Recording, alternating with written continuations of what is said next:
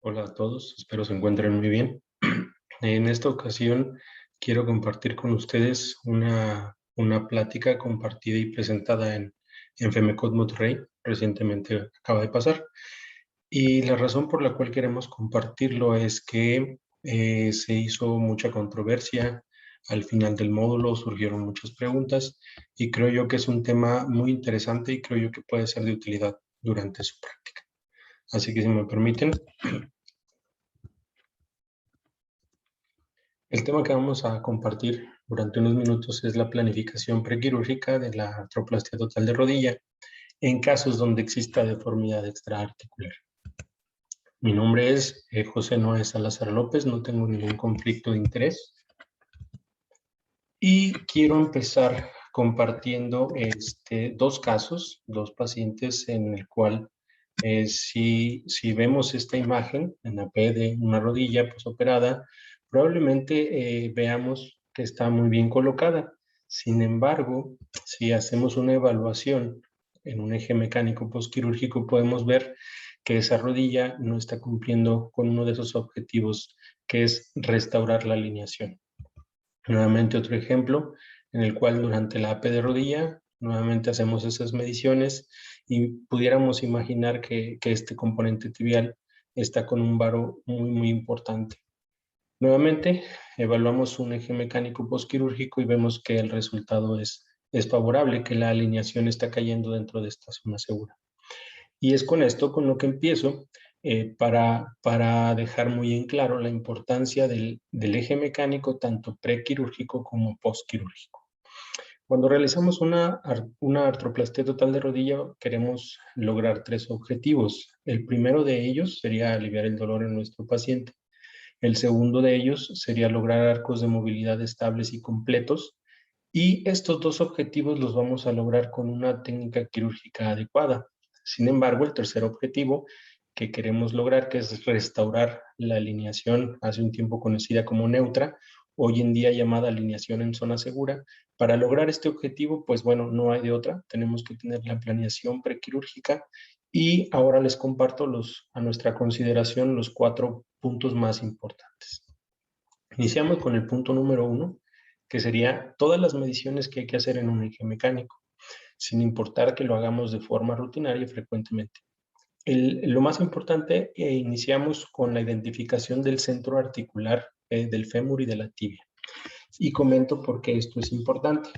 A nivel de la escotadura, nosotros eliminamos, dejamos de considerar los osteofitos y ahí trazamos una línea que nos mida la longitud de nuestro fémur. Y vamos a colocar un punto a la altura de la escotadura, pero en el centro de esa línea. Ese sería nuestro centro articular del fémur. Mientras que para la tibia, nuevamente, eliminamos o no consideramos los osteofitos y trazamos una línea inmediatamente debajo de la superficie articular. Y vamos a volver a poner un punto a la mitad de esa línea. Y aquí traigo otro ejemplo. Generalmente las técnicas quirúrgicas nos hacen mención de introducir nuestra varilla endomedular en este sitio. Aquí estaríamos mostrándolo en la línea roja. Sin embargo, nuevamente consideramos ese centro articular del fémur y la entrada de nuestra varilla debe ser aquí en este punto donde coincide con la línea negra. En el caso de la tibia, recordemos que la gran mayoría de nosotros utilizamos a veces la guía extramedular y bueno, la técnica quirúrgica nos diría que coloquemos el centro de esa guía extramedular en medio de las dos espinas y nuevamente otro ejemplo, resecamos osteofitos, no los consideramos y el centro articular de la tibia en este caso coincidiría con la espina lateral. Esto es muy importante ya que hay un fenómeno que es el ángulo de visión y que no es otra cosa más que cambios muy pequeños en el centro articular de nuestro fémur o en el centro articular de nuestra tibia van a tener una repercusión importante tanto en la cabeza, en la alineación, hablando de la parte proximal, en lo que sería la cabeza femoral, o en el centro de nuestro tobillo. Entonces, la razón por la cual hay que identificar este centro articular. Otra medida que debemos de realizar en todos nuestros pacientes es saber qué tipo de morfología tiene. Veamos aquí la morfología neutra de un 23 a un 30%, en la cual pues no es otra cosa más que un ángulo cadera, rodilla o tobillo, o algunos otros autores lo conocen como línea de Maquet, que mida 180 más menos 3 grados. En el caso de un genovaro, que se presenta del 55 al 63%, ese ángulo mide menos de 177. En el caso de un genovalgo, esta medición o este ángulo está midiendo más de 183 y el genovalgo corresponde al 15% de los casos. Ahora les comparto algo presentado en FEMECOT 2019, en la cual nos encontramos que en todas las rodillas que presentaban genovaro, el 92% de los casos tenían una deformidad extraarticular, mientras que en el genovalgo la deformidad extraarticular se presentó en el 57% de los casos. Entonces, esta es la razón por la cual se sugiere que cada que vamos a realizar un reemplazo total de rodilla, lo realicemos con una planeación prequirúrgica en un eje mecánico y no en simplemente una radiografía AP de rodilla. Para terminar ahora con las medidas, recordar este eje de carga o eje mecánico femoral, que no es otra cosa más que la línea que conocemos, que va del centro de nuestra cabeza femoral al centro articular del fémur, y obviamente esta línea que es completamente perpendicular a la primera. La siguiente línea, el eje de carga o mecánico ahora en tibia, que no es otra cosa más que del centro de nuestro tobillo al centro articular de la tibia, y nuevamente una línea que esté sobre la superficie articular de la tibia, completamente perpendicular a la primera línea. Tercer línea, el eje anatómico femoral. Ya sabemos la línea que describe la diáfisis, y la otra sería la línea que describe la superficie. Eje anatómico tibial, lo mismo, la línea que describe la diáfisis de la tibia y la línea que describe la superficie articular tibial. Cuando juntamos estas dos líneas, lo que sería el eje de carga o eje mecánico femoral y eje anatómico femoral, pues estamos obteniendo el grado que vamos a dar a nuestra osteotomía femoral. Esto en el caso de considerar una alineación mecánica. Bueno, ahora brincamos al segundo punto, que sería la alineación. Una vez que nosotros elegimos la alineación, pues bueno, ahora sabemos cómo van a ser nuestras osteotomías.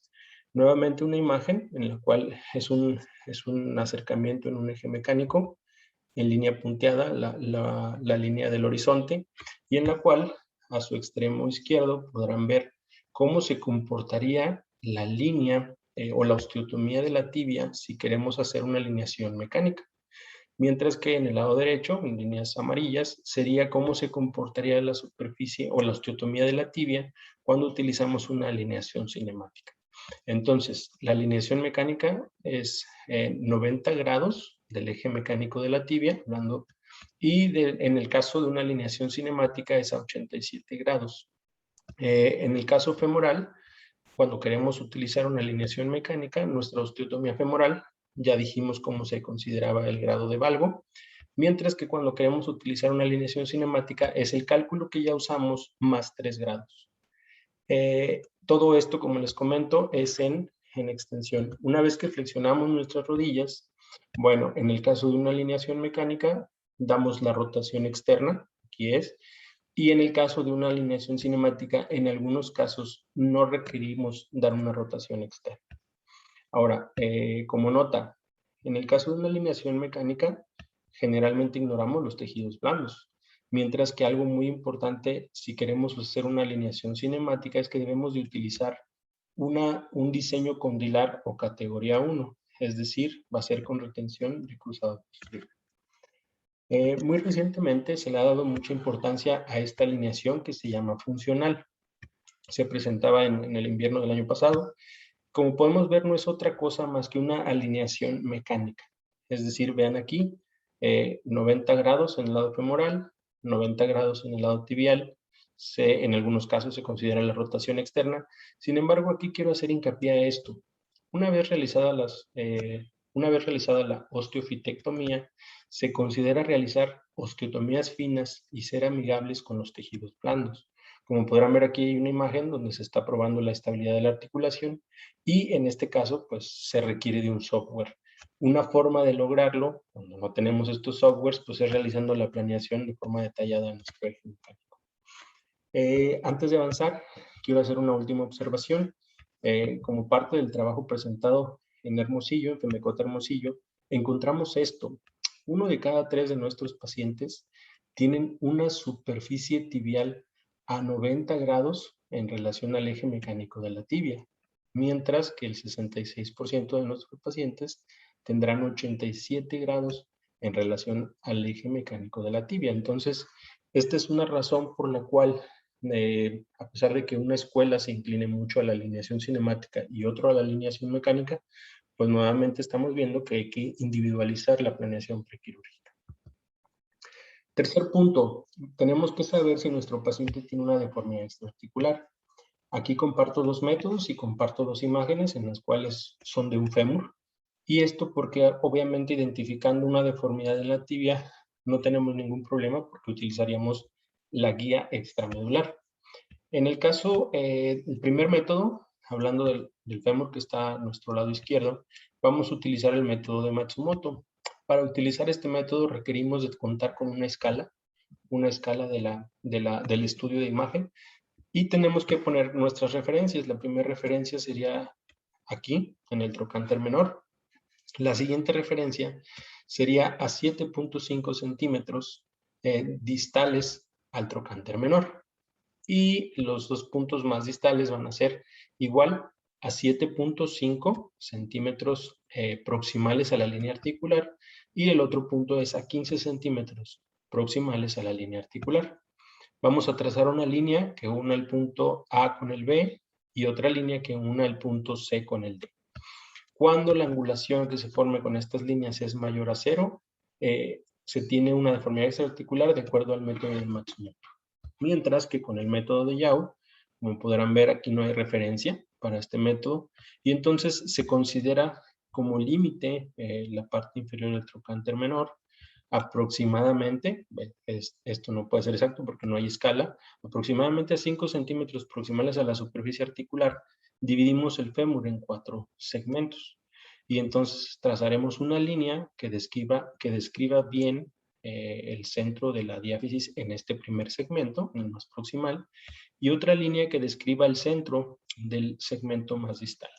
Cuando estas líneas tienen una angulación mayor a 2 grados, estamos considerando que tenemos deformidad extraarticular de acuerdo al método de Yau. Todo esto es importante saberlo porque tenemos que saber si existe una deformidad extraarticular, hay que conocer si podemos hacer una corrección compensatoria intraarticular. ¿Qué es esta corrección compensatoria? Bueno, la podemos realizar cuando existe una deformidad extraarticular en el plano coronal que no es mayor a 20 grados en el fémur y que no es mayor a 30 grados en la tibia. ¿En qué consiste esta corrección? Bueno, vean la imagen superior en la cual estamos cambiando el sitio de entrada de nuestra guía endomedular, pero estamos ajustando el grado de valgo. ¿Por qué? Porque nuestra varilla entrará en otro sitio, pero queremos que la osteotomía distal del fémur sea completamente perpendicular al eje de carga o eje mecánico del fémur.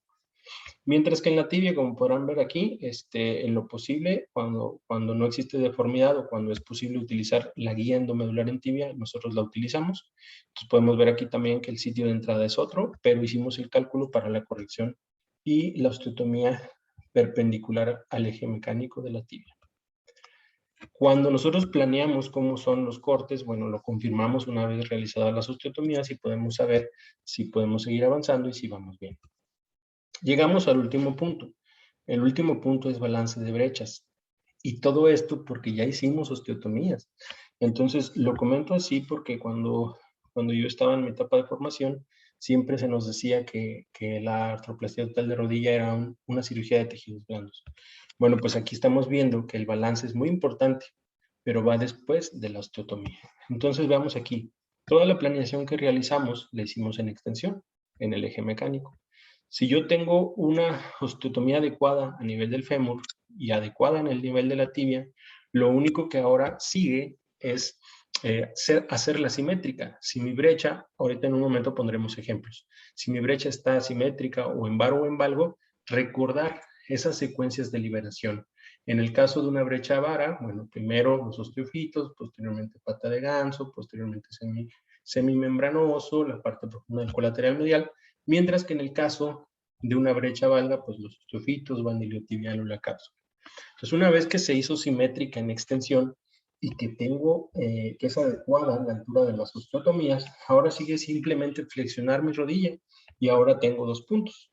Lo único que tengo que saber es si tengo que liberar cápsula o si tengo que hacer una configuración femoral de un tamaño o hacerlo de un tamaño más pequeño. Ya que esto, como podemos ver aquí en este ejemplo en la flexión, pues bueno, si yo pongo un componente muy grande, podrá estar apretada mi brecha en flexión. Si yo pongo un componente muy pequeño en el fémur, va a estar laxa mi brecha en flexión.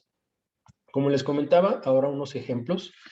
Recordemos, estas líneas representarían las osteotomías y posteriormente veamos cómo estará la brecha y se realizará el balance en extensión. Este es un caso en el cual no hay deformidad. Y la planeación nos dice que nuestra osteotomía femoral debe de llevar un valgo de 6 grados. Hacemos un acercamiento. Así, en color rojo, estamos viendo cómo se comportarían nuestras brechas y por lo tanto es una brecha vara.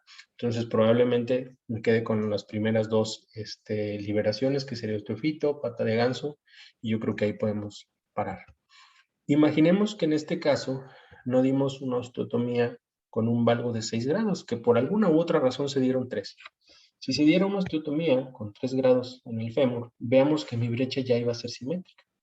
Entonces, en este caso, ya no haría un balance y no estaría corrigiendo adecuadamente la alineación de mi extremidad.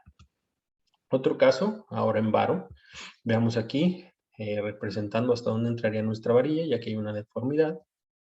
Y en este caso pide que demos una osteotomía con un valgo femoral de 8 grados. Acercamiento a nuestra brecha, veamos nuestra brecha está en varo. Y como ya hemos comentado, probablemente osteofito, pata de ganso, semimembranoso y probablemente con eso tengamos. Nuevamente, simulando que no dimos esos 8 grados a la osteotomía femoral, que dimos 4 o 5. Nuevamente mi brecha estaría casi simétrica, entonces ya no liberaría nada y nuevamente no estoy logrando una alineación en mi extremidad. Por último, un caso en el cual estamos compartiendo ahora un ejemplo con una morfología valga. Estamos introduciendo nuestra varilla, la planeación, una osteotomía de valgo femoral con 5 grados, un acercamiento. Veamos ahora cómo está nuestra brecha, pues obviamente está en valgo. Y la liberación, pues sería osteofito, banda iliotibial, cápsula posterolateral, el ligamento cruzado posterior. Es importante recordar aquí que los grandes maestros de la cirugía protésica en rodilla a veces todavía no se ponen de acuerdo porque lo más importante no es tener una, una regla, sino lo importante es hacerlo secuencial. Otra forma de hacer esta liberación es con aquella técnica que describió el doctor Bellemans, donde es el pie crusting. Entonces hay muchas opciones, pero siempre hacerlo secuencial. Nuevamente en este ejemplo, imaginemos que no le estábamos dando una osteotomía femoral con un valgo de 5, que se le dio 8 por alguna razón. Veamos, nuestra brecha nuevamente estaría simétrica. Entonces yo ahora no lo balanceo, pongo mi implante y resulta que este paciente no estoy haciendo una corrección de la alineación. Dos casos en los cuales vamos a ver desde el pre hasta el post, caso con deformidad extraarticular, y en este paciente se intentó realizar una alineación mecánica. Veamos aquí, la osteotomía se mide a 10 grados de valgo, veo que hay una deformidad, la línea punteada en color verde representaría mi varilla, hasta donde llegaría para no tener choque con cortical medial o lateral, pero ahora, como yo lo que quiero es respetar esa superficie de la osteotomía femoral, pues bueno, si cambio el sitio de entrada, ahora tendría que dar 6 grados de valgo para respetar esa osteotomía que sea completamente perpendicular al eje de carga. Aquí está el sitio donde cambio mi entrada, aquí estaría extrapolando cómo quedarían mis brechas, aquí está mi control postquirúrgico y aquí está mi eje mecánico postquirúrgico. Entonces este paciente tiene una alineación en zona segura. Segundo caso, un paciente institucional en el cual no tenía el eje mecánico. Sin embargo, ¿qué hacemos nosotros? Pedimos a P de fémur y a P de tibia y ahí realizamos nuestra planeación. Como comenté, en la tibia no hay tanto problema ya que se utiliza la guía extramedular, pero en el fémur es muy importante tener esta imagen. Nuevamente existe una deformidad extraarticular, aquí es en tibia, y lo que yo quiero es lograr una alineación cinemática. Mi planeación me dice que la osteotomía debe ser de 6 grados de valgo. Estoy extrapolando estas medidas Y aquí estoy teniendo mi eje mecánico posquirúrgico, en el cual veo que mi alineación cinemática es adecuada y que estoy cayendo con una alineación en zona segura. Ya para terminar y a forma de conclusión, a forma de resumen, recordemos, el objetivo que queremos lograr con la planeación prequirúrgica es una alineación neutra o en zona segura. Y para esto estos 4 pasos, sin importar cuántos reemplazos de rodilla realicemos, siempre hay que hacer mediciones en el eje mecánico. Y una medición muy importante es identificar el centro articular tanto en fémur como en tibia por ese efecto que se llama ángulo de visión. Punto número 2, elegir qué alineación voy a utilizar. Por lo tanto, con esa alineación determino cómo serán mis osteotomías. Recordemos que el 30% de nuestros pacientes tienen un eje mecánico tibial a 90 grados, es decir, en ellos no tendríamos ningún problema y es probable que ellos tengan una sintomatología, no tendrían sintomatología o no tendrían problema al utilizar una alineación mecánica, mientras que el 66% de nuestros pacientes tienen un eje mecánico tibial a 87 grados. Entonces, en estos pacientes, probablemente ellos logremos un mejor resultado postquirúrgico con la alineación cinemática. ¿Cómo podemos lograr una alineación cinemática? Con 2 formas. Con una cirugía asistida, ya vienen por ahí la cirugía robótica, o la otra, simplemente hacer mi planeación correcta de forma prequirúrgica, midiendo completamente mi eje mecánico. Veamos que no existe una deformidad extraarticular. Si lo existe, veamos si puedo hacer una corrección intraarticular. Y por último, el balance de líneas derechas. Termino con esta frase que para mí es muy importante. Y como les comenté previamente, esta plática se presentó en FEMECOT Monterrey. Entonces, compartí esta imagen, en la cual es Ángel Macías, durante ese último juego, en el cual se hizo la hazaña del juego perfecto durante la Serie Mundial de las Ligas Pequeñas en el 57. Espero sea de utilidad. Cualquier cosa, aquí tienen mis contactos, estoy a sus órdenes y les mando un abrazo.